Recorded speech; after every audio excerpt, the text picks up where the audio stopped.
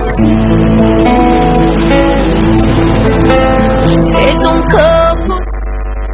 Shalom peuple de Dieu, shalom le Botan Nzambe, que l'éternel Dieu Tout-Puissant vous bénisse. Tikabola Mwanzambe ezala partage na yo ndeko ozwi encore occasion ya kolanda lisusu émission oyo instant de prière. Tika Nzambe alola pambola yo, tika Nzambe azala na yo, tika loboko ya Nzambe et se manifester encore na vie na yo dans le nom puissant du Seigneur Jésus-Christ. Nabi ke bande kono surtout ba habitué à émission instant de prière, moment na bino yango ekoki, tango Nzambe se manifester kana ba vie na bino. Tika Nzambe wana azala na bino. Et bandeko nanu bolanda émission ote bana bino ya liboso ya kolanda émission oyo. J'espère que vous allez décider parce que c'est poussé par le Saint-Esprit que les hommes ont parlé de la part de Dieu. Naibi ke Nzamba kosala kokamwa ya minene na kati na vie na yo, papozo landanga, mamozo landanga, pour ta première fois de suivre cette émission. Que l'Éternel Dieu vous bénisse. Kozanga te sujet de prière na yo opesi, intention na yo opesi, to sambela po na yo en direct, sambalo la kokota likambo na yo. So kozanga problème okomeni ngai na message na nzela ya WhatsApp, okomeni nga pe na message normal, okobenga nga pe na WhatsApp, okoposala voice na WhatsApp, okobenga nga pe na appel normal. Na numéro zali affiché na ba télévision na bino 089 82 00 815. En tout cas, que le Dieu Tout-Puissant, Jésus-Christ, le Maître des temps et des circonstances, Jésus, azwa sous le kumu, azwa masanzoli, par la grâce de Dieu encore, to télémini sous liboso na bino, na ba moment où ebele balali. Et belé balali, mais yo lalité pour nous causer l'émission oyo enfin que vous allez connecter avec le Saint-Esprit, avec Nzambe wana à cause ta problème na yo, à cause ta situation à likambo zangisa yo kimia. Tika na ibisa yo Nzambo na elio na moment oyo ezanzambo aye pour na kokota likambo na yo, aye pour na kokota ba problème na yo, pe aye pour na kopesa yo solution. Solution au na l'hôpital aux UT, solution au nandaka banganga aux UT, solution au soi-disant batamaïle batikali kopé sayote, solution luki na ba réalité à vie na yo aux traversées na ba moment surtout aux UT mais tikana yebisayo dans le Seigneur Jésus-Christ le lot est la solution pour na yo. Le lot est la solution na ba problème aux ansayo kimia. Au balakate, au botakate, aux apprend ma voyage, aux apprend ma hémorraïde qui bondo qui a ma faiblesse sexuelle, non tout la main de Dieu va opérer des grandes choses dans ta vie. Oh babwa kela yo mbasu, oh boina boye, tikana yebisa yo, le lobiloko wana nyonso tout ba sort wana nyonso tout, ezo dans le nom de Jésus-Christ le véritable Dieu. Tika Nzambe apambola yo ndeko zolanda ngai nanika na yebisa yo Nzambe oyo yo ndemela Jésus-Christ akotika yo te ya ko intervenir pour na problème na yo. Bandeko déjà babandi kobenga ndeko ko bipete kozala malamu benga ngai opesi sujet de prière na yo et moi je vais prier pour toi. Nayebi kozala ba problème ozala ba réalité yango Yesu atelemisinga liboso na bino na moment oyo pona sambela pona yo pona déclarer makambo na vie na yo oyo bande ko tambola te et ko marcher dans le nom de Jésus. Nous allons kondima, zalaka na foi. Yesu azali kolo ya banganga yaya, Yesu azali kolo ba magicien, Yesu azali kolo même ya maluba ya ba koko ya ba mama, Yesu azali kolo nango. Oui, allô? Allô? Bonjour. Oui. Oui. mariage comment chaque fois on a une relation de on a souvent et puis toujours la piété on a dit on a que ça la prière n'a pas piété on peut seulement le prendre à l'ibala Ozolo basoko zo sala mamba libala ezobe bato relation na yo na mwasi ezokatana masoka wa relation na mwasi ezako katana ka na déclaré na vie na yo puissance union surtout ezoluka ko retenir yo na célibat et tika yo dans le nom de Jésus-Christ zala l'homme libre zala homme libre dans le nom puissant de Jésus quel que soit maloba baloba na famille ezokanga yo quel que soit maloba ba déclarer na famille ezo retenir yo na anéantir yango dans le nom de Jésus pe na déclarer ya turo yo processus moko te ekokata na nzela na kombo na Yesu amen amen Yesu aza malamu ndeko na nga sala ndenge bandeko bazobenga ozobenga ozokota en ligne moi je veux prier pour toi je vais déclarer des choses et l'Éternel Dieu Tout-Puissant va te délivrer tozibongo mukanda na biso ya des rois chapitre 3 na verset nango 26 je lis la parole du Seigneur. Oui, allô? Allô? Bonjour, papa Obeng Bisso depuis Wapi? Ouais, na Beni na Bandal, mon frère David. Oui. Ouais, na qui tout bon de la peau, nous sommes voyage Shanghai et ce qu'on moi un pétrole. Et nous avons à soutenir Shanghai.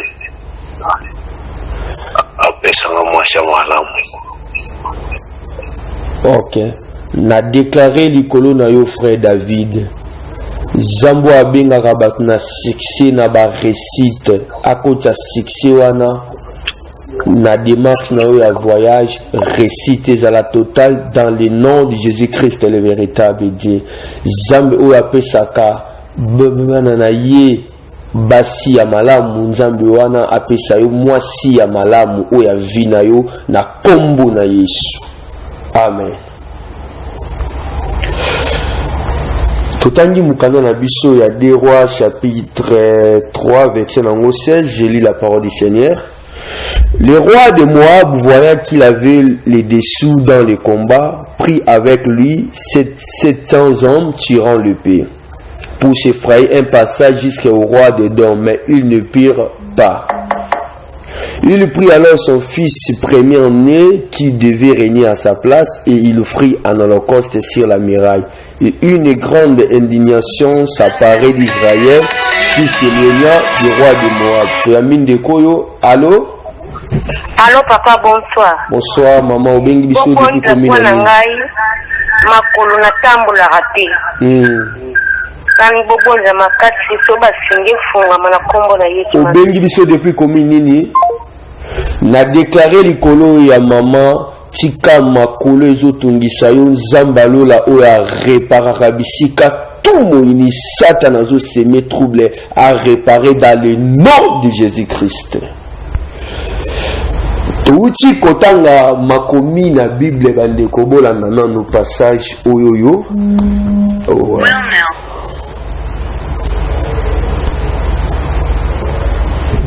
Bible euti kotalisa biso roi Moab akei kobunda bitumba na bitumba wana zaki vainqueur te.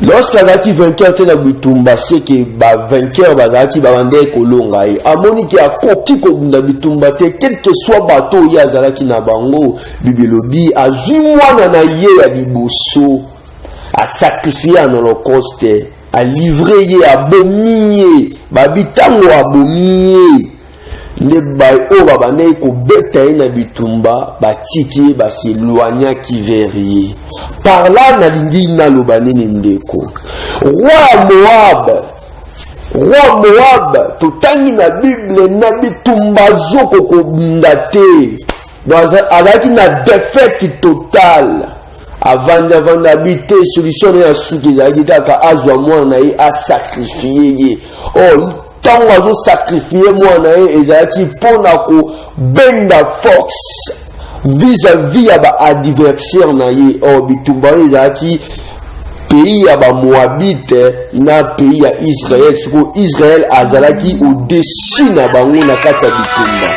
Oui, allô? Mo bipe nga te ndeko naza direct tango zo bipe ezo sala malamu te makasi kobenga ndeza malamu. Là je vais prier pour toi afin que l'Éternel Jésus-Christ a opéré quelque chose na vie na yo.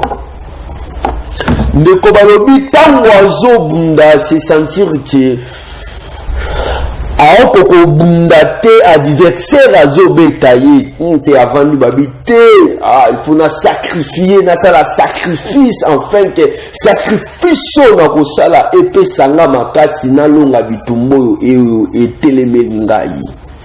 Bien-aimé, par là na lingi na lobelo ko moko za mutu ya na lingi olandanga malembe parce que le Saint-Esprit m'a aidé et à comprendre et donc moko na kati ya passage au totangi na 2 Rois chapitre 3 na verset nango 26 à 27e verset place histoire na biso oyo to attirer to tirer yango po to solo là. Roi Monique azaki na défaite via ba diversion na roi azimwa na ya sacrifier pour na ndire ya mwana azwa makasi. Na ndire ya mwana po alongwa na kati ya défaite alonga ba adversaire na ye.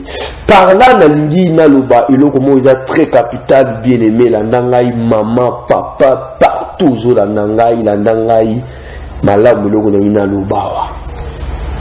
Ezana ba famille mususu o tobotami na ba famille mais to yebite ba suksi ya ba famille na biso o tobotami. Oyebite nani wa banda famille oyo zalelo na kati ozo mema peut-être kombo mema kao komaka na classe. Oyebite mutabanda famille wana. Pe oyebite eloko nini asala na kati ya famille wana. Pe oyebite ke papa oya bota yo oyebite eloko nini asala na kati ya famille na bino po peut-être lelo azala oye azali. Wana tomoni ke roi bandaki kopola chose avec soute singa qui a sacrifié moi na pour y azwa makasi. Peut-être mutu oya banda libota na bino azalaka peine na ba difficulté, azalaka peine na ba problème. Na ba problème na ye na ba réalité na ye na ba difficulté na ye akoka isusu te ko vanda andima a vivre vie à souffrance, andima avanda vie à kolela lela. Alingaka pe viana te atendaka sikoyo pe epai ya bato ya molili bandoki pour sacrifier génération na ye oyo yo zali lelo. Loko la roi wana bibi lobiye a sacrifier ki mwana na ye ya liboso. Or mukoleko ya na kolobela na impact ya kobota mwana ya liboso na kolobela impact nango. Mbateza eloko moko batu ba négligeaka ngo beaucoup. Kobota mwana liboso ezalaka na bitumba ya makasi kozala mwana liboso. Wana tokolobela ngo na ba mateya oyo ekoya. Mais lelo nazolobela na tina ya ba famille oyo ba sacrifier lokola roi a sacrifier ki mwana na ye. Peut-être yo pe obotami na famille moko boye déjà ba sacrifier bino, déjà ba livra bino. Peut-être na muto abanda ki famille na bino. Poye azwa force, poye azala bien et senga ki a sacrifier génération oyo ekoya. Poye na tona azala bien. Donc a privilégié qui azala malamu ko la roi bité nga fona gagner bitumbo mais pona gagner bitumbo yo nazo sacrifier mwana nga liboso azaki atana mawate bible lobi azui mwana na ya liboso atumi mbeka atumi vraiment mwana na ya bomiye pona nini azaki na défaite ye ngona peza ba même cas ba famille ba origine to kitani nango. Bakoko na biso bayebaka kosala ba sacrifice, bayebaka kosala ba cérémonie, ba sacrifier biso, ba livra biso. Lelo bango bazate mais biso tozo subir conséquences. ya makambo bango basala avant bisoto ya tika nzambe apambola ndeko ozolanda ngai basakrifia biso okoya kokuta na famille mususu bango basakrifia bango ke na kati ya famille okobala ekozala te okomona ke bato babotami na kati ya famille mibali kitoko basi kitoko mais soki oye otali na badomaine mususu kitoko otali na domaine omo obeteli bao maboko malamu mais soki otali peut-être na domaine ya mariage okomona ke famille oyo bazana bitumba na domaine ya mariage na ndenge moko ya mukie te okomona na kati ya famille oyo lokola papa moko auti kobenga azolobela likambo ya mariage barelation ezokatana tika kana zwaka ya no ya papa wana okomonake na famille wana mwana mobali soki alinga bandaga procédure ya libala kaka boye okomona makambo ye incompréhension eye soit bakabwani na mwasi soit likambo moko eye kaka mpona kosepare bango par là tozo comprendre directement et c'est même une fois et c'est un peu deux fois pété mais déjà en répétition et loko nyonso tout ekomaka en répétition na kati ya mutu eloko eza lokola échec il faut kotala ngo malamu yo ozolanda nga ovivaka no na vie ya konormalizaka makambo so likambo ezokomela plusieurs fois batera esengaka ezala bongo qui t'a dit yaka koconsulte bato na nzambe na babitumba ozokuta nango moto na nzambe aza inspiré par le Saint-Esprit de Dieu. Il va révéler des choses qui sont cachées dans ta vie. Il va te révéler des choses où il y a koboma na kati ya famille oyo kitana nango yango wana nde zabitumba na yo yango wana nde ezolinga te yo progresser. Au moins la kati ya famille soki baloba muta kobala azate pour eza différence kobala o nazo leza koloba kobala ya dot mais on remarque na famille wana bango kobala na bango eza kaka yaka tovanda nde barovanda malamu mais soki eza malibala ke papa ya mwasi azwi dot basombi biloko aliba te bango bakomaka kuna te kuna mpona bango eza guerre kuna pona bango eza problème bango bakoma kuna te bango mabala bango oyo resisaka ezaka mabala ya yaka tovanda olibala koyaka tovanda le Dieu tout puissant azalaka na kati wana te parce que la Bible dit ceci tu paieras la dot et puis tu la prendras comme femme donc Nzambe azali na ba principe na ye na domaine eza ya libala ndeko kuta na famille wana bango bakendaka mabala ya katovanda yana bango akenda mabala ya yakatovanda neki na bango ya yakatovanda oyo alandi yakatovanda même voir même pe otala papa oyo pe abota bango okomoneke abota bango kaka na yakatovanda dans la même situation oyo papa na bango aleka nango eza pe la même situation aussi ses enfants baza kotraverse na yango okozonga simoko okomprendre directement que c'est une famille sacrifiée. Comme le roi de Moab, il avait sacrifié son fils pour Narosalambo, bien pour Naye. Également aussi dans votre famille, celui qui a commencé votre famille, la source de votre famille, il vous a sacrifié. Alléluia. C'est tellement profond. Alléluia. Okomona mutu mususu tangu kaka zwili kanisi ya kobala musale kufi.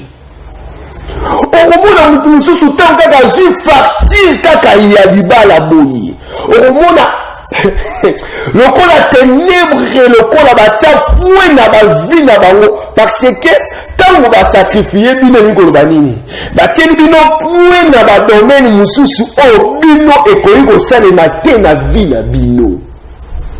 Okomona tango azwi kaka facture ya dot kaka boye okomona kaka ke comportement moko satanique diabolique eboti na kati ya mwasi akomi impolitesse moko oyo kutu azalaki na kati na yango te Pour nini? Parce que ce sont les combats peut-être ya mobali ya famille ya mobali.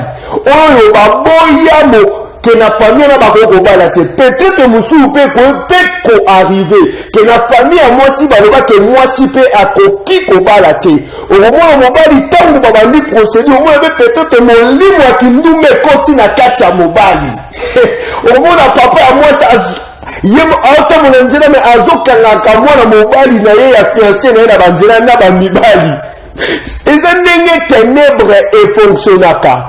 Ténèbre ndenge ezaka wana soki lobi enir vi na yo ndeko na ngai okokoka kosan sortir te ekonir vi na yo.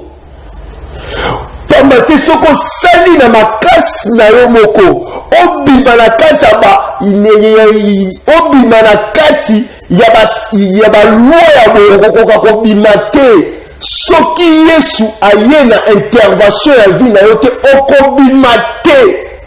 Parce que balwa wana eza na puissance likolo na yo ezo retenir yo etieli yo bapoint oyo okoki koavance te. Omona mutu mususu na kati ya famille oyo basakrifia balimita bango baklasi ya kotanga. Oyeba na famille mususu ovandi boye même ata diplôme d'état ya pamba bazwa te. Diplôme d'état oyo ka ya pamba bimata D6 ya pamba bazwa te na famille wana. Bango classe esimbaka te. Bango eloko esimbana bango eza baformation. Il faut bakendaka baformation na bacentre de formation moko aboye bazwaka babrevet. Mais oyo etali diplôme baboya bango bazwa diplôme. Sikoyo bato boye baboya bango bazwa diplôme. Tala sikoyo bato lolenge ya boye. Sikoyo yo peut-être obotani na kati ya famille ya boye diplômé d'état azalaka te. Si le diplômé d'état a zate bon au lokolo na université nini. Mais l'éternel Jésus-Christ le tout-puissant, il est capable de kombimisa yo na ba situation ya bongo na ya manon de kolo. Je vais prier pour toi par rapport à la matière où il y a sujet de prière na yo ko bipete naza direct, je vais prier pour toi. Bien-aimé, pour obima na ba situation ya boye, il faut l'éternel Jésus-Christ aya na intervention ya vie na yo. Oui, allô? Allô? Bonjour. Allô, prophète. Bonjour, maman. Au bénédiction depuis combien nini? La bénédiction na makanga, la kimbangu. Olobi nini, maman? Nalobi na prophète. Oui. Nayoka nini? Naowa nini oyo? Nazwaka tonga moko boye. Tonga wana ekomopesanga ekomozongisanga baretu kobimisanga bamakili ebele boye. Ezokatanga te ezowumelanga makasi. Sikoyo nde nalinga eza kote dino mozosu boza. Bon, j'en semble la peau na yo okobenganga après émission numéro nanga ka yango yo hein. Éternel Jésus-Christ, je déclare sur ta servante que la guérison soit totale. Na arrêté puissance no surtout ya ténèbres pour les kasima tongana pour ezang saikimia dans le nom de Jésus-Christ. Amen. Amen. Ndeko okomona na famille ya boye ba oyo bazwaka diplôme d'état na baoyo bakenda ti bauniversité na bafamille baboya bazwa diplôme d'état eza bato basalaka baviolence oyo bakenda koluka Yesu oyo balukaka Yesu pamba te Yesu ndeka mutu akokobimisa na basituation ya boye na makambo oyo na famille obotami tano ba bitumba oyo ezalaka na famille na bino tano oyo mo ba réalité oyo ezalaka na kati ya famille na bino okokota na famille mususu. Moi je connais une famille na famille wana bango nyonso to babela maladi ya pema bango to batungisamaka na maladi ya pema. Non, c'est anormal. c'est anormal. Ce qu'on biloko ya boyi. Ce qui Yesu aye te na bomo ya famille ya boyi. Comment bakoza la délivrer? Parce que c'est une famille déjà sacrifiée. Bien aimé, comme mitungi samate na Yesu na memeli yo aza capable ya kokata ba limitation nyonso tu, ya kokweyisa ba loi nyonso tu, pe ya kolongola ba condamnation nyonso tu likolo ya famille na yo, pe likolo ya vie na yo. Yo benamika ateke po olelaka lelaka. Non! Pour le nini yo récite za reportage na yo te. Kaka ba échec. Si on va obéir échec, ba omona yo. Si on va obéir ba o baza modi, ba omona yo. Mais tant ba obeta masolo ya ba o baza ko pombo ba yo batanga ko monote pour na nini. Cette fois-ci, loi wana nyonso tout ils ont retenu yo na malédiction et sengi etika yo. Au moins la famille mususu balimita voire même âge de vie na bango. Au moins il y a une famille pour muta comme atteindre 60 ans ils a passe. Au moins la bango tout basuka na 50 ans. Au moins la basuka na 40 ans. Au moins des fois mususu kutu comme moi. Mais c'est 57 ans. Avant de raisonner, on a pour vous comme on a 60 ans. Que ténèbres le bas de bino comme on a 60 ans. Mais est-ce qu'un colère le bas de bino comme on a 60 ans? Il y a un sepelaka. N'importe Pierre. Alors il vaut mieux obéir à Dieu que obéir aux hommes. Et c'est la bino comme sous bien aimé.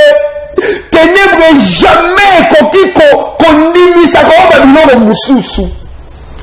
Et comme il tu dois révolter d'autres choses. On va tu te révoltes. On a bien envie de nous mener. Oh, ma cambouille, nous sommes coutants la laï. T'es dans l'ombre de la carte violo. J'aime. Alléluia. Oui, allô? Allô, papa. Bonjour, maman. Au Benguicho depuis Wapi? Nazana, quitté mon magasin. Oui. Nazana, pour nanga papa, nazozo bazimo bon kama mariage. Ok. La combat. Nazaka tabala, nazana kimia tukuna kwa mzuri, kubo kuyengo tunanga. Na déclaré likolo ya vie na yo. Kimia ekota na ndako ya libala na yo dans le nom de Jésus-Christ le véritable Dieu. Kobandaka na inero. Kimia ekota na ndako ya libala na yo. Na bengani ba incompréhension satanique diabolique nzinga ya libala na yo dans le nom de Jésus-Christ. Amen. Amen. Amen, papa. Na sepelaka na Moïse alamuka mokolo moko alobi mobenga nga lisusu mwana ya mwasi ya Pharaon te. Il a refusé d'être appelé le fils de la fille de Pharaon. Eza na biloko mosusu ndeko na ngai esengi koboya yango lamuki na ntongo lobia comment na famille bavoyageaka te. Moi je dois voyager avec le Seigneur. Comment la famille va s'embellir? Non, moi je dois commencer à prier. Et la famille va sacrifier. La famille va combat Yesu te. La famille va combat Yesu zalakate. Attends, il y a des familles pareilles comme ça. Ce qu'on dit là, et ça n'a ni na ba loi ndeko ko bimate papa na nga maman ko bimate na makambo ko bimate pour ba le moni bino na kombo ya Yesu. Oh prophète Joël azora Joël chapitre 2 alors bio bana nzambe mbuma elongo biso na munoko. Oh mbuma c'est la parole de Dieu. Ceux qui déjà balongola bino mbuma balongola bino liyoba nzambe. Comment vous réussissez dans la vie de bino? Ozolanda dans la famille de bino bo sambe la raté. Yo mutozolanda nga ezande temps yo otelema oluka nzambe. obimi na famille oyo eza sacrifié basacrifié bino balivra bino lelo bozobika na kati ya sacrifice ya baloi bino boavansaka te ndenge oza wana ozokoma déjà série ya venir ozokoma grand frère ya venir bareduisa bino na badeba ya match bareduisa bino na badeba ya politique bareduisa bino yo koma grandamiste bareduisa bino yo na bascrable ntango baninga baokemisela yokendaka te ntango baninga baokende oluka mbongo yokenda koluka mbongo te baninga baosala ta mosala yo osalaka te okomona voi meme na famille mosusu okei na soni ya kovanda bana bakokisa ba 40 ba 50 bazaka wana babaleli wana bazobotela wana non. Oui, allô? Allô, mon Tanzambi, bonjour. Bonjour. Azanga commune ya Kimbantiki ependela pona ministère kaba sitani ministère manga Pona ministère n'a déclaré likolo na yo celui qui fait les uns et les autres comme le ministre de Dieu a accompagné le ministère na yo, a accompagné la mission dans le nom puissant du Seigneur Jésus-Christ. Brillant nous surtout évoqué na liboso na yo et longwa vision na yo et comme clair na combo na Yesu. Amen. Ndeko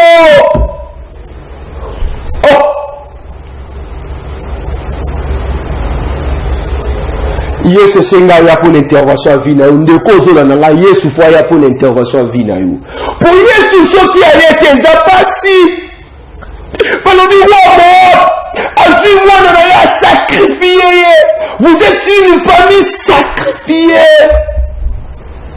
au continent famille papa boti ba watiki ba kana katelo pangwana ba ko ba kompeka ko bota bana bango peka na katelo pangwana muta ko bimazate bango nyoso tuka wana. Il y a d'autres choses, c'est la sorcellerie. Nous avons des fois, même ça va battre. Micro, avant de la place, mon côté. Il y aura toujours des incompréhensions qu'on soit là. Oui, qu'on soit des apôtres de la catch, ou la famille Nabino, pour y a un Nabino, à Barawana, il y a un Nabino, à Botawana. Quand que vous puissiez même, ne crois pas si, ma fille va vivre, ma femme si, ma parents, Mario, mais c'est la sorcellerie. Comment vous évoluer la vie que mon tabana wana éducation peut sabana. Il y a des choses que l'Éternel n'a pas établies dans ta vie. Il y a des choses que les ténèbres ne doivent imposer à moi. Ceux qui vont bima na ma famille, yopé kobima. Oh Yesu. Yesu akotika yote ndeko zolanda ngai Yesu akotika yote atana age komi na ngo Yesu akotika yote des fois la famille na komo tala yo Gayar 0 tala oyo ta oyo bakomo tala ta oyo non tu dois te révolter na makambu ya boye dans ton âge toujours pour olia. Il faut t'attendre déjà dans la commune, maman, il faut pas lutter là, non! Mais comment toujours aujourd'hui on a ces ombre na bango? Mais c'est les ténèbres. Nous le vivons aujourd'hui toujours dans l'ombre à batou. Surtout au Béli, yo benga rabatu. Yo so au Béli, bâtisse ya pamba, faut pas au benga appel kingani na zobela, bona bon non!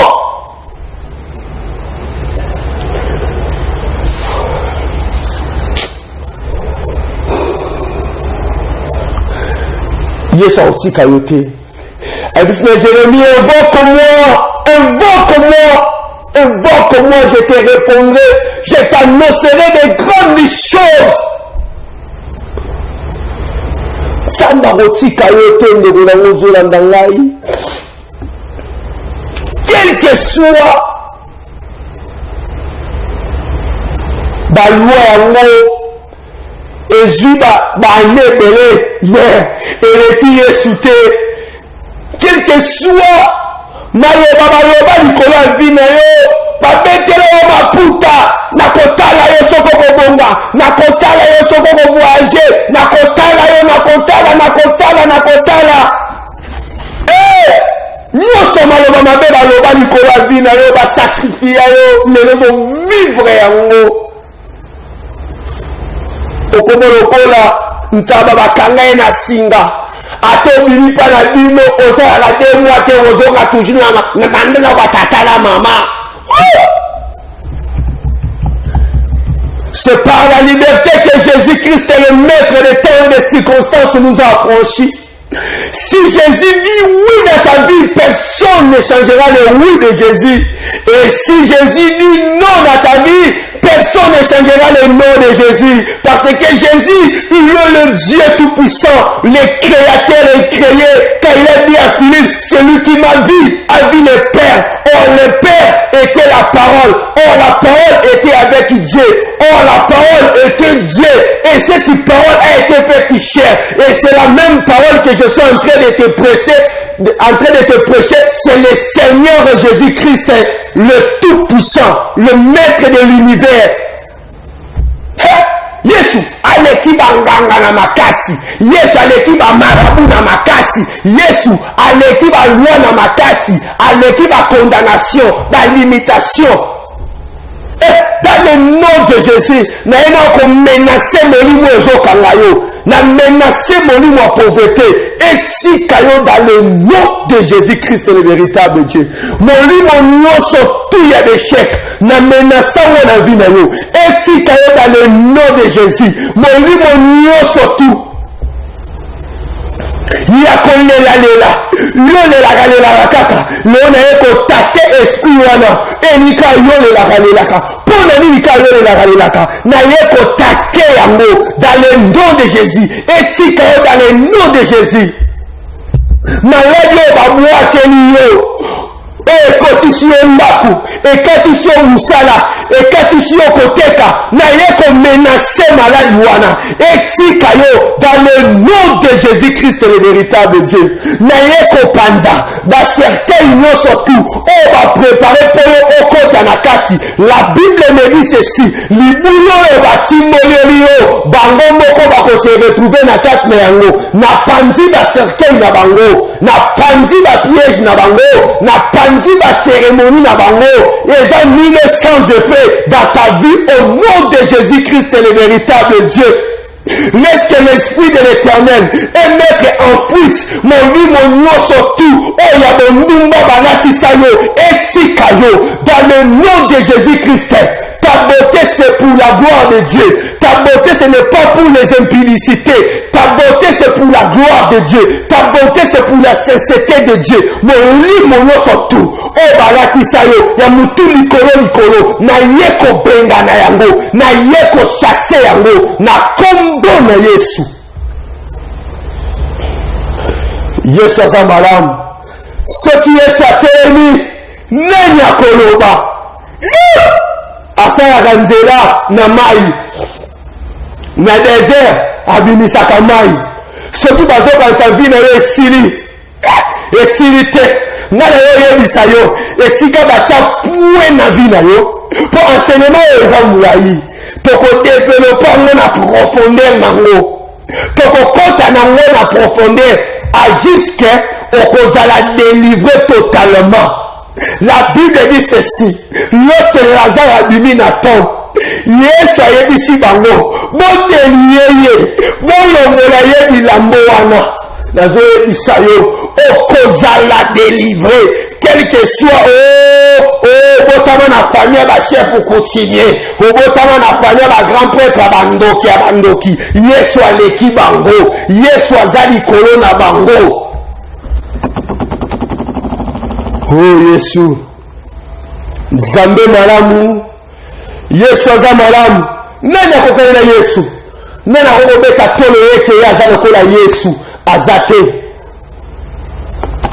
Molimo nyonso tu ya manka musala na yeko menacer ngo na vie na yo.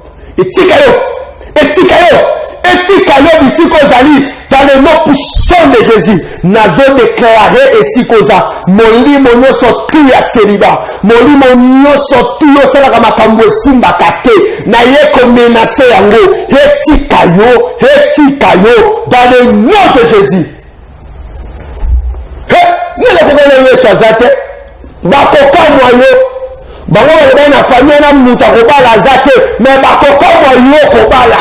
Baloba na famille wana bakobala kasi bakobota te, mais bakokamwa yo okobala pe okobota. Pona kolakisa bango ke Yesu aza likolo na bango. Hallelujah. Mwana tali moya tali nazokola bitumboyo. Asi mwana na ye mwana pe ya liboso ya mibale te. Yasuka pété. Bible est son premier fils. Quand la Bible dit ceci, son premier fils, il disait que Azalaki Nabana. Mais Azumwana na ya liboso a sacrifié. Bien le métal. Bando qui peut pas pour ma bambina biso, ba ya mawate. Taku ya ye mwana aboti aboti mwana mais azi ya ye mwana abomi po ya zala malam. Et ça makambo c'est la mère la famille otobotama. Balingi biso to bomate po bango bazaka malamu okomona mutu mutala enseignement za mwayi to kosolola ngo en profondeur to kosuka kaka na bakokote to kokita na bapapa na bandeko po bapapa pe bakenda pe kosimba soki olandeli bandeko na biso misusu pe bango bavi na bango eza koevolue po babloka ya biso pe to kosambela makambo oyo tika nzambe apambolo ndeko ozolanda ngai. Tika nzamba pambolo ndeko ozolanda zamba pesa yo nguya serpent na yo emela ba serpent ya pharaon c'est que emela ba esprit nyonso tout diabolique ya famille na bino dans le nom de Jésus. Oh bateau ezalaki na loboko ya Moïse, c'était l'image de Jésus-Christ. Tika Jésus-Christ en toi amela bandoki nyonso tout ya famille na bino, amela baloba nyonso tout ya famille na bino. Tika nzamba pambola yo bandeko tout vos acquis branchés pour la Rolande Misoyo toko développer yango lisusu mokolo ya lendi na 01:45 tozaka na makambo oyo toza nango jusqu'à bénédiction na yo délivrance na yo ekomonana. La Bible dit ceci: lorsque tozo tourner regard na biso vers le très haut Jésus, nous sommes rayonnés de joie. Nakata makambo to tourner regard na biso vers le créateur pour to zo ba solution na ba vie na biso. Tika nzamba pambola bandeko tout vos acquis branchés pour nos landemiso. Parfois mususu bozwa ba unité te ba méga te benga prophète ata après émission ata na tongo na oyamba numéro na ngai yango wana na yamba ka ba numéro inconnu. Benga to sololi to tie programme ya rencontre ya ba prière na kuya to kutani to vandi to sali ba prière à makasi pour qu'akoza la délivrer. Car la Bible dit ceci: l'esprit de l'Éternel mawa tirana ebisao, l'esprit de Dieu eza ko animenga eza pour ta délivrance. Tikanzamba pambula yo, tikanzamba pambula yo ndeko na ngai, apambola yo batisi na yo makambo pe tongo na yo lobo na changement pe mokolo na yo na changement tambate okutanaki na moto amemelaki okombo ya Yesu apesi bandeko surtout merci au bolandaki ngai. Je tiens à remercier l'apôtre héritier Béa ainsi que sa femme Thérèse Sangwa Béa bazaki branché pour la Rolanda instant de prière. Et je dis encore un grand merci à mon père spirituel apôtre Jean Papi Ngombe, que le Dieu tout-puissant a pamboulaye. Et je dis encore un grand merci à mon réalisateur et caméraman Welcome Mbemba Moutasiré na réalisation pe na caméra nzambe a pamboulaye frère nangai. que cette onction est dans la carte Nessika et Fongolo encore ma porte est belée. Que l'Éternel a pambola notre dipro héritier si à l'Anzambe a fongolé ma porte.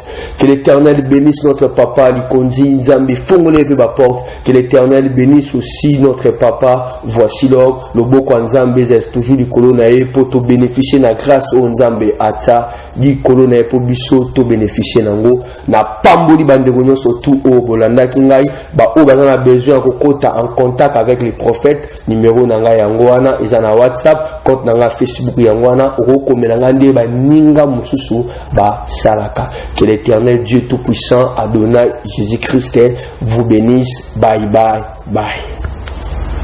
Il est digne d'honneur notre roi, il rend toutes choses possibles. Un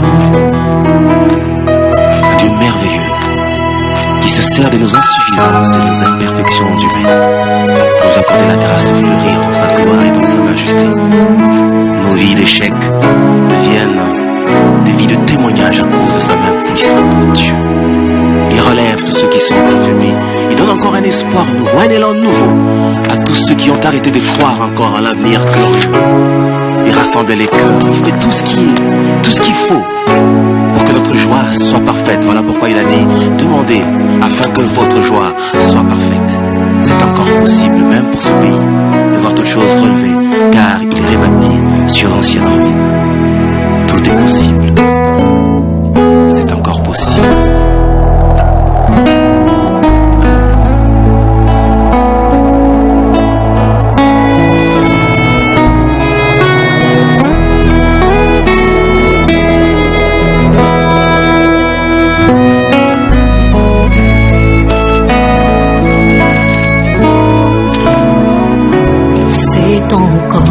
Possible de vivre la gloire passée, de reprendre force et vidant la main cachée. C'est possible de voir fleurir l'amour cassé, et voir les blessures de nos cœurs séchés. C'est encore possible. C'est possible de retrouver la joie brisée, d'oublier la honte, les souffrances des droits lésés, vivre le plaisir d'un bonheur tant recherché et jouir des merveilles longtemps rêvées. C'est encore possible.